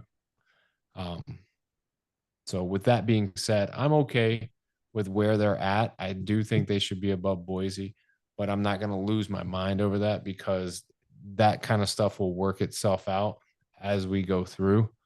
But yeah, I will say I haven't been this excited for a Memphis football season in a little bit. So I I'm mean, it's pretty really on pumped. the premise of what we talk about. I really think Seth Hennigan can put up video game numbers this year.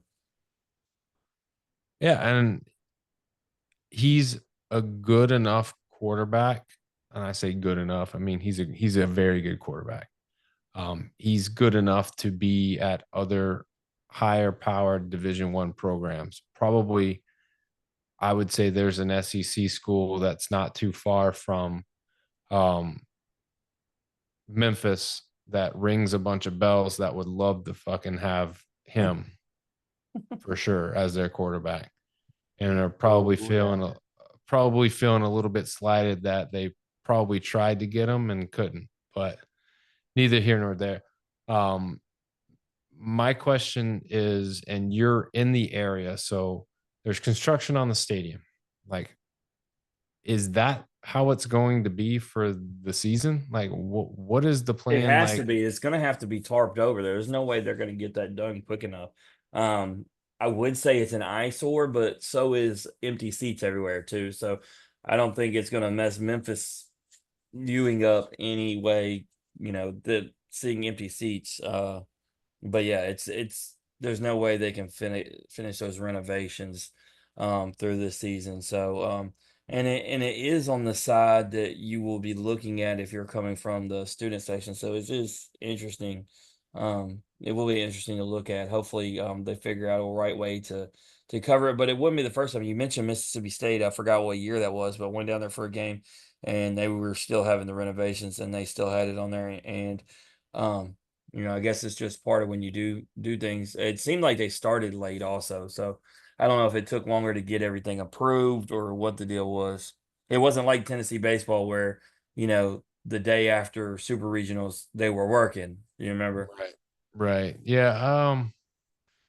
I don't know. It's as long as it's not like it, and it shouldn't be. I'm sure they've talked about the logistics of like games on TV and like what it looks like. As long as that's not the focal point, cool. Well, I'll be at But the opener at home, so I'll be able to give you firsthand eyes on to let you know if it's atrocious or not. so the big question is, and everybody's asking, am I going to go to Tallahassee? Am I I going to think go? you should, and if you don't, I question your fandom. So I do want to go. I do. Um, However, from what I've been told, and I haven't even looked up tickets, but what I've been told from people who have gone to Florida State, it is really hard to get tickets unless you are a student or you know someone or you're alumni. So we'll see. Because I was going to try to go, but it's for Taylor going to LSU. It's the family's weekend. Naturally, it's early. It's against a nobody. Second week, so trying to get Uh, people there. that'll be fun. That'll be fun. I do Let's know see. that October 11th they will be in Tampa to play USF, and bet your bottom dollar your boy's gonna be at that one.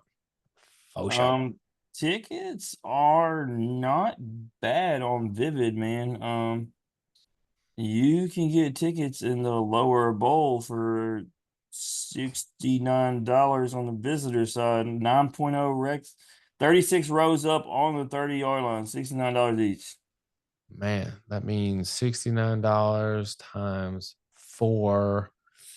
But I mean, it could be a lot worse than that. The way you were talking, Oh, yeah. I mean, I was fully prepared for this has them to got a be this has got a 10 triple digits. ranking. 10 ranking, 75 each. Obviously, you're not trying to go up. Let's see. Why is that? So section 15. Oh yeah, right there on the corner of the end zone, just like where you would go to a Memphis game for when they where they come out, where they score, all that. I see. Okay.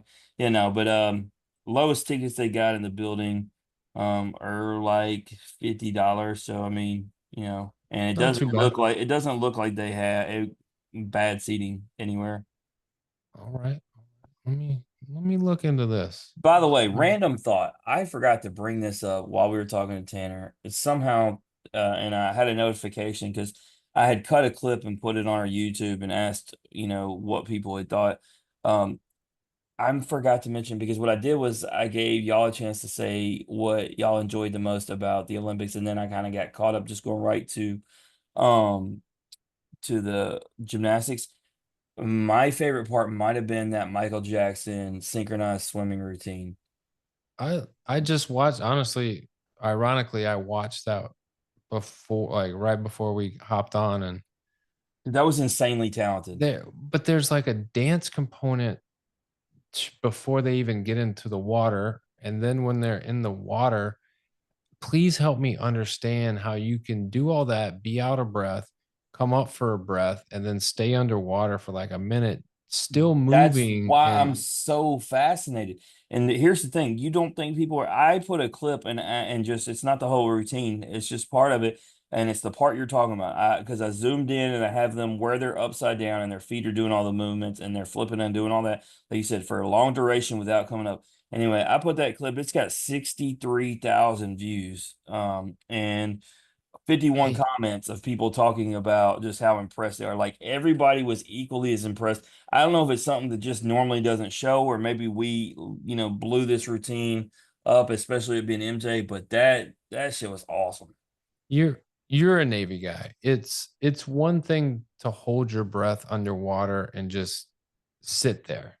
It's another to be holding your breath and be very active. Well, when they're straight up vertical, Daniel, I'll tell you this, unless I'm doing a handstand on the floor, like you're in the shallow end, like you've done since you were a kid, I don't know how you get vertical and not touch the bottom, just floating with your feet out of the air, just to start with, before we even talk about any of the moves, how you can contort your body to balance itself. So, like you said, you're breathing, you're balancing, you're doing the moves, and oh yeah, we're just gonna flip, roll, do all this other stuff, and go Do up for you one little gasp of breath. do you think they're exhaling and then going underwater to keep them like, because doesn't that make you sink if you do Yeah. that? Yeah, but Like, it's just a tough balance. Like I started thinking about like choreography. I started thinking about like the first day of practice and just how discombobulated and jacked up it's got to be to where they are now, because like to get that right. But I mean, the amount of hours they put in and for them to do that, because I watched that same routine be done by the LSU national championship dance team. They came out there and did that, and they killed it. And it's like I wrote Joe Bear's girlfriend. I was like, man, don't they just make you feel like y'all didn't hardly do anything? And she said, absolutely. She's like, that's ridiculous. it's crazy, crazy, crazy. But all right, man. Before we get out of here, last call around the horn. What you got? What's on your mind? Yeah, yesterday they came out with the preseason women's college soccer polls. Our Memphis women basically right where they left off last year, top 10. They are number 10. Obviously, they lost our girls Grace and Maya, who are both doing big things, specifically Maya in pro ball, but a lot of girls, including our guest Sarah coming back, Momo, the local girl Ashley, who's just a beast from Collierville. And so I expect Memphis to continue to do what they've been doing under Brooks and hopefully take another step forward. And then Mississippi State, who we do have three guests on, and James Armstrong got them all to return, not go pro. And each year they have continued. So the two programs that we've been, kind of tied into that are local, have made a new stride each year. So Mississippi State and Memphis making a Sweet 16. hopefully this year, Elite Eight, possibly a national championship. So those are the two teams to watch. I know soccer isn't your thing, but man, these girls, for those who do watch soccer, those who do, like women's sports, get out to Memphis, get out to Starkville. Renovations, I believe, are done on the Starkville soccer field. So go check them out. Ooh, Renos being done. But for me, a couple things. So I mentioned to you a while ago, I got casted on like a YouTube version of Survivor called Survivor Angelica. It was a weekend game of Survivor. And while it's in the production phase and it'll come out with weekly episodes in October, and as those things come out, I'll break them down. I'm not going to give any spoilers away. I'll say that your boy did good. All right. I'll tell you that. But I'll also tell you that I haven't, you underestimate how much thought and thinking and like my brain after that weekend, my brain just hurt. I was Well, just mentally exhausted from the experience and it was a blast. Don't get me wrong, I'll but tell you it the was scary part for me. You played, but one thing that I've learned from now talking to a couple guys and hearing you talk with Sifu is, and I understand this isn't the big production level of CBS, but you don't know what's going to be shown and in what way you'll be portrayed to the audience. And that for me is scary as hell. well, I think for me, it's more so like I know in my confessionals what I said and what I believed and my strategy and my gameplay. What I don't know is what other people were saying about me, which that's going to be the funny part is, how all that comes to But light. you're a different individual than me. It'll be tongue in cheek, whatever. It was a game. I'm the kind of guy that would watch it back and get so pissed off, me making phone calls and be like, "You freaking serious, dude? Talking bad like that?" Like, I think you'll, laugh it off. Like, It and so it's two different guys. You're not gonna be bothered if anybody said anything about you. Yeah, it may be like, I don't understand why they did that because I didn't do nothing, but they don't control your family, they don't control your money, all the things that you tell me that only matter in life. So I think you'll be just fine. yeah, I mean, at the end of it, everyone processes the game differently. But looking back on the experience, it was a very positive experience. I had a great time. I hope to, be asked and be cast to do it again. There's multiple other games out there, but this one I think was so difficult in the sense that when you play like the CBS version of Survivor, it's almost 30 days long. This is a like that version condensed into 3 days.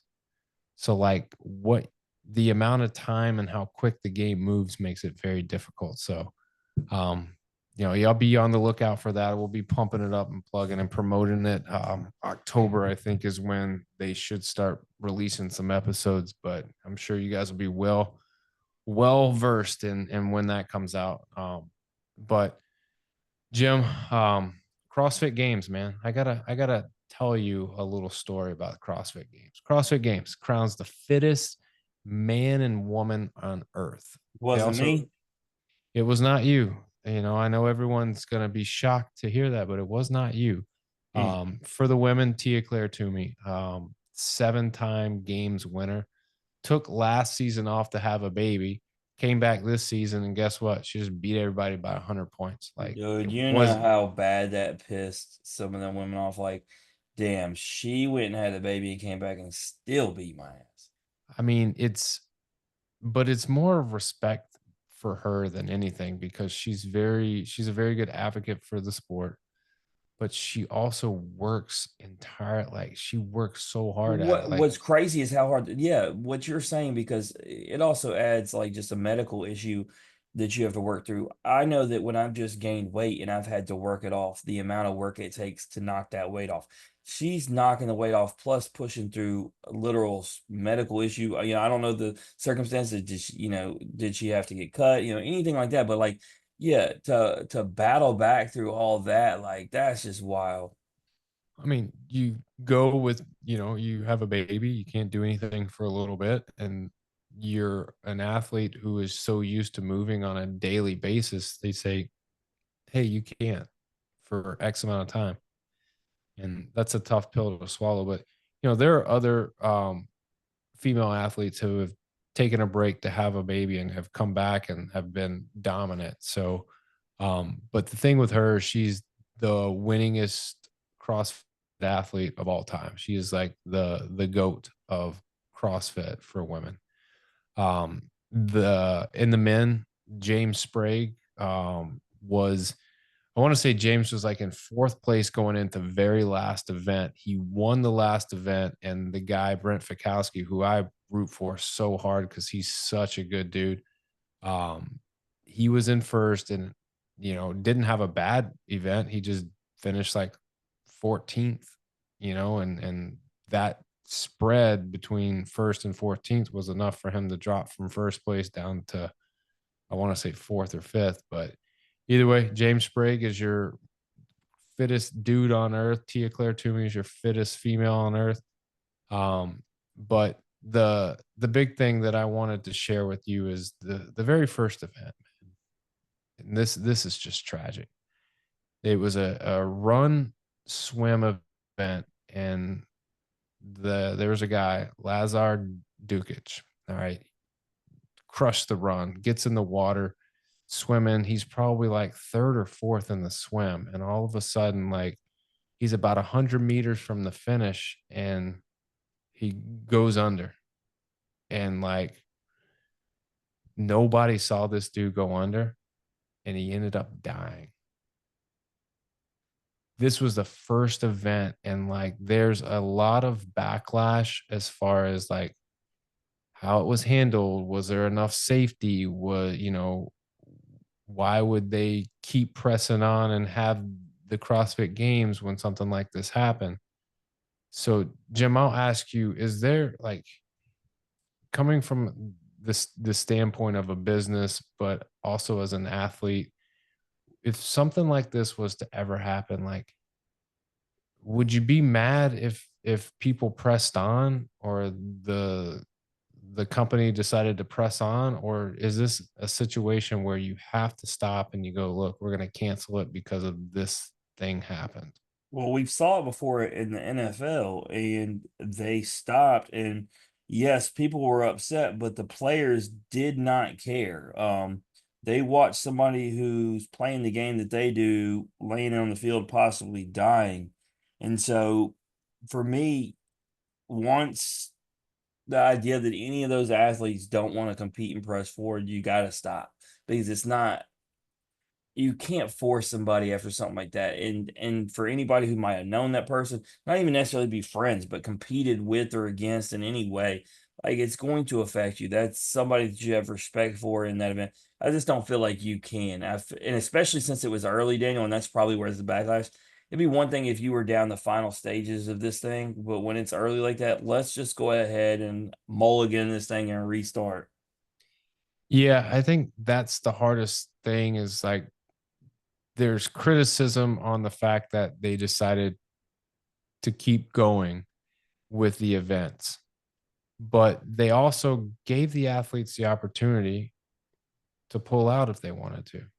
They even allowed and they don't typically do this, they allowed the athletes to pull out and then re-enter like a couple of events or a day later if they felt like they had it in them to get back in it.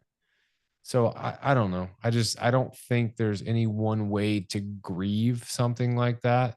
And I think however you choose to process it, you process it. I don't know all the intricacies and the ins and outs and the safety and the medical teams and why it happened.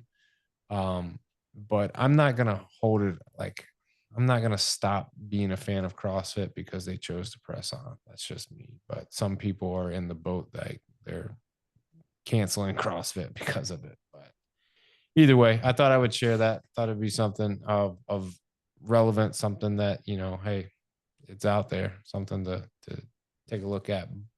But with that, we're done, dude. Another solid episode, bro. You're gonna miss the next one, man. It's like you're turning 40 or something. It's a wild times. I know it's wild these days, man. Yeah, But big day for me. Big day. everybody stay tuned though. There may be. I'm actually pretty confident, but I don't want to lock it down yet and then disappoint people. But there may be a guest speaker. One that I personally, Daniel's not gonna like me saying this. I'd rather hear talk than me, him, Mike, Randy, Chris, or anybody else we done had host of any kind on the show because she sounds delightful. Oh, there it is. And if that doesn't give it away, then you need to go back and through the archives and listen to some of the episodes. But with that, another great episode. I want to thank our guest, Tanner Franklin, for joining us. If you like hearing Tanner's story or you just like hearing us average Joes talk X's and O's, please like and share the podcast on Facebook, retweet us on X, listen and subscribe wherever you stream your podcast. As always, comments, ratings, feedback, thumbs up, hearts, hugs, love. We'll take it all. Jim, what do we got next? Obviously, my birthday, but Pierre Seals. Here, See the still guy? was at Memphis. No surprise, Daniel goes to Missouri. And what do you think is the reason? Well, the coach. The coach. I mean, that was his coach. Only makes sense. A guy who is good enough to play SEC ball moves to the SEC to play for his former coach. Makes a lot of sense to me. Absolutely. We'll get his story. But Jim, as always, remember, strong body, sharp mind, grit and grind all the time. We are out.